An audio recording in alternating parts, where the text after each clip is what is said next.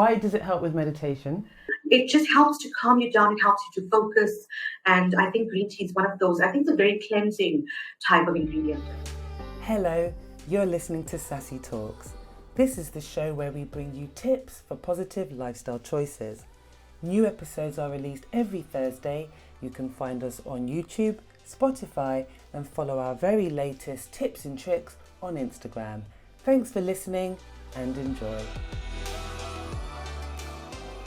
Hello and welcome to another episode of Sassi Talks. I'm Savahna, and on today's programme we have Dr. Seshni. She is a psychiatrist with over 40 years of experience. She grew up in South Africa in Durban, and she is the founder of the Happy Doctor's Kitchen.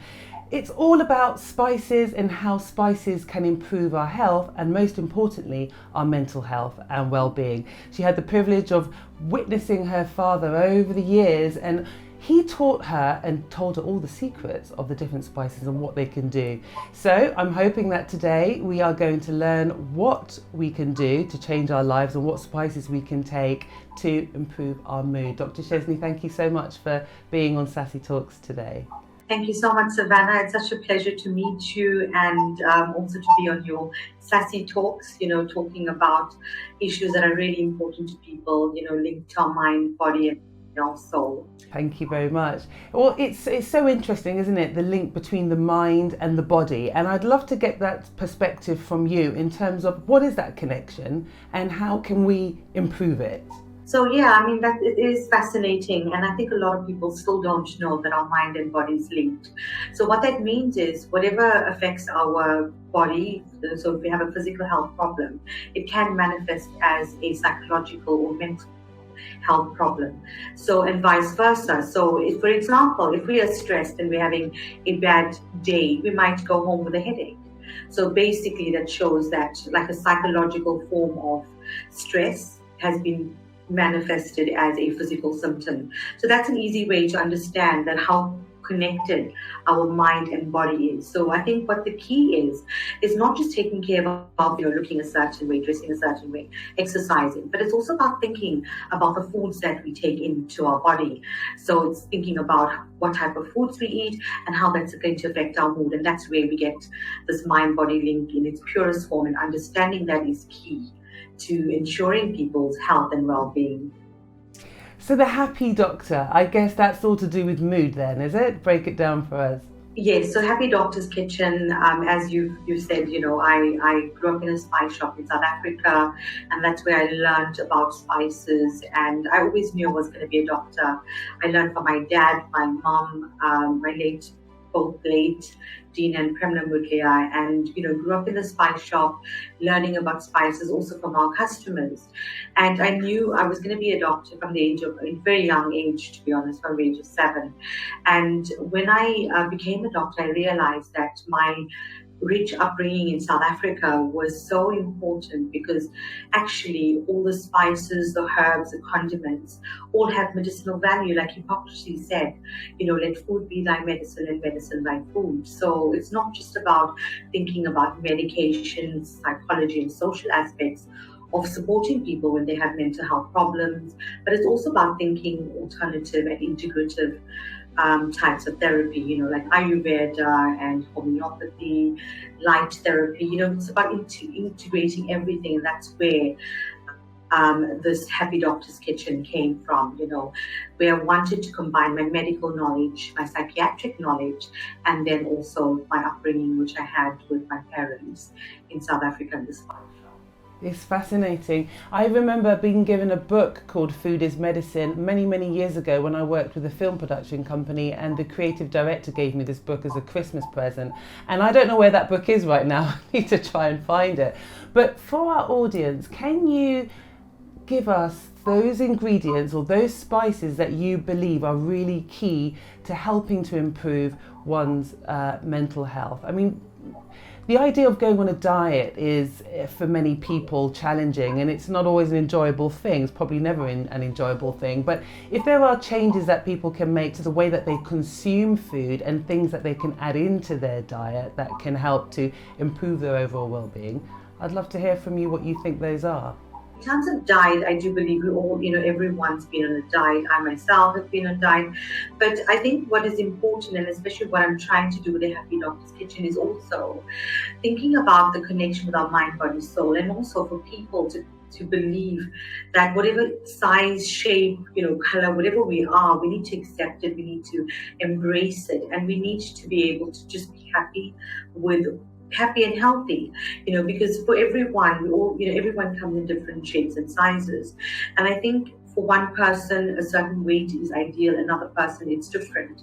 But I think as long as you are happy the way you are, I think that's the most important thing. And then comes the aspect of incorporating happy and healthy foods in your diet. So I think that's what the emphasis should be on, is eating happy and healthy, as opposed to people going on diets and striving to be a certain size 6 model figure that we see in the media.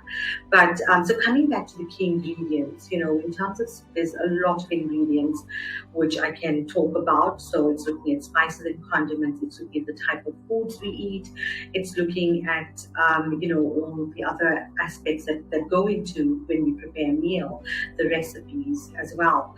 So in terms of spices, some of my top ones, there's so many, I don't know how much time you have, but cinnamon is something I grew up knowing about cinnamon from a young age, and now people are putting it on their lattes, and if you go to Starbucks, Costa, and all these places, these health food shops, they're using cinnamon in their drinks. So cinnamon has been known to reduce blood sugar. So especially for people with high blood pressure and with diabetes, you're thinking about using cinnamon as an addition. So you can use it in your drinks, your smoothies, or you can use it in your foods when you're cooking, in curries. So there's so many ways of using cinnamon, but that's one of the spices. My next one is turmeric. So you probably use turmeric as well, I'm sure.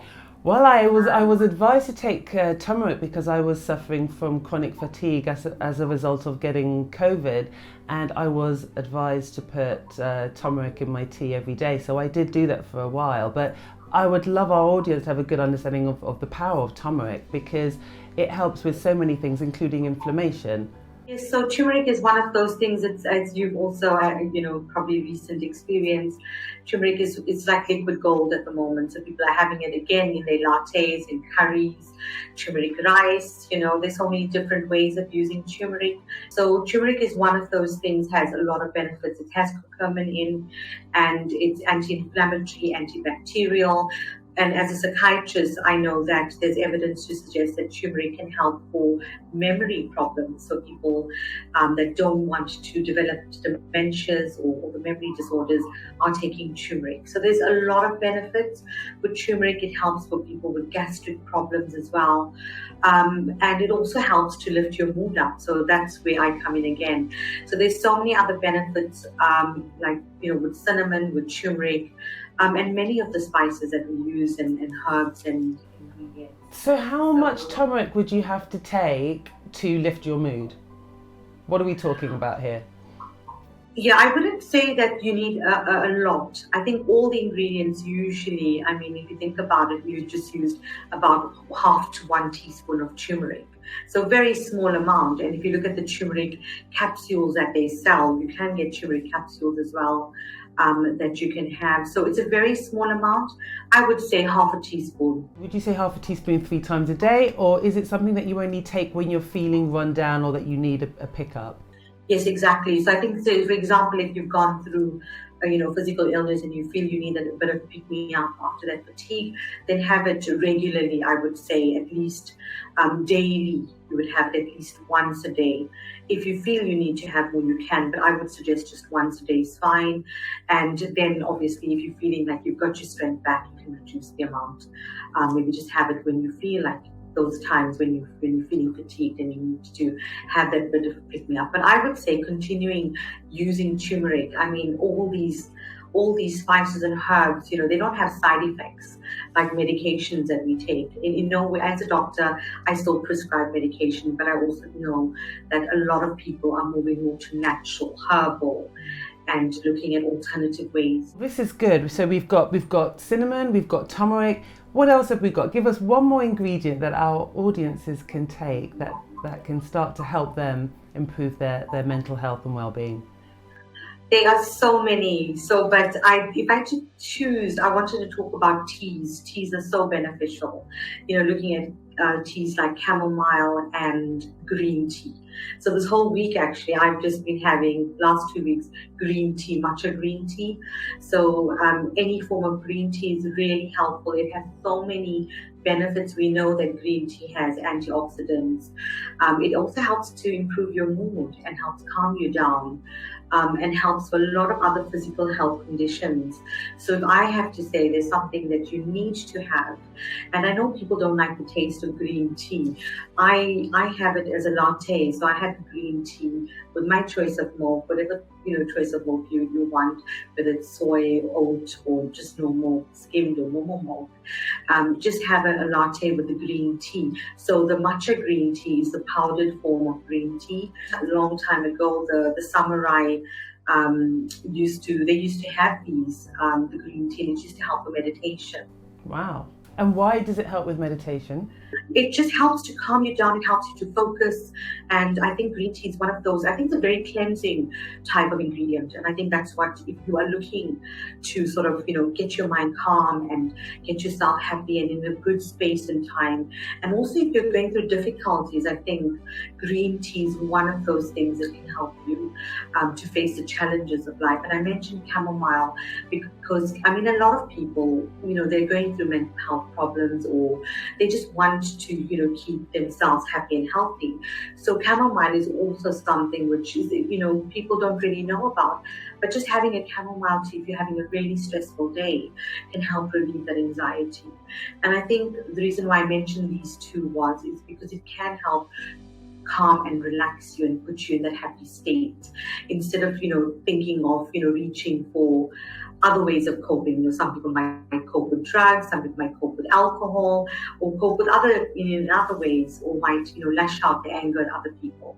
So it's about thinking about trying to get yourself in a happy and healthy space by using the foods and the spices and the ingredients that are available. We haven't spoken about the foods that release serotonin, but that's probably we can discuss at some point. Well, you can touch on it very quickly as a key takeaway, because I'd love to hear, what the key takeaways would be from the Happy Doctor's Kitchen. Basically, the key takeaway is, as you know, the mind and body is linked, and we have the brain-gut connection as well. So whatever we are taking internally is obviously going to be metabolized and broken down in simple terms. And for a person that's suffering with depression and anxiety and a lot of other mental health conditions, the key chemical or the hormone or the neurotransmitter that we know that's in the brain is serotonin. That's the happy chemical. That's our feel-good chemical. So when you go to a gym and you exercise, you release the serotonin. When you eat a bar of chocolate or you sip a hot chocolate, serotonin is released from the cacao. So people obviously take antidepressants. We prescribe antidepressants because that increases the serotonin.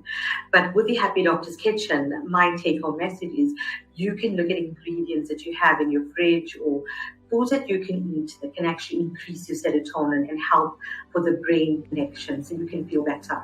So it's looking at incorporating, and as we spoke earlier, it's about small changes. So simple things like, increase protein, anything that's protein rich.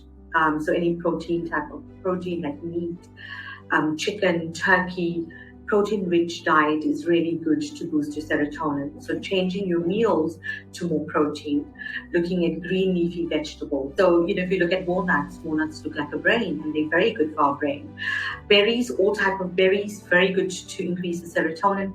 So berries are called brain berries. So blueberries, strawberries, raspberries are very healthy. So with your breakfast or oats. Looking at pasta is also a good way to increase your serotonin. There's a long list, but these are the main ones. Looking at avocado, salmon and seafood is really good as well. As we know, it's got the omega-3 fatty acids, and that helps to protect our brain. So there's a lot of different ingredients, whether you're vegetarian, falafels, hummus. So there's so many different types of vegetables, fruits and protein-rich foods that you can add, and also cacao. So anything with cocoa.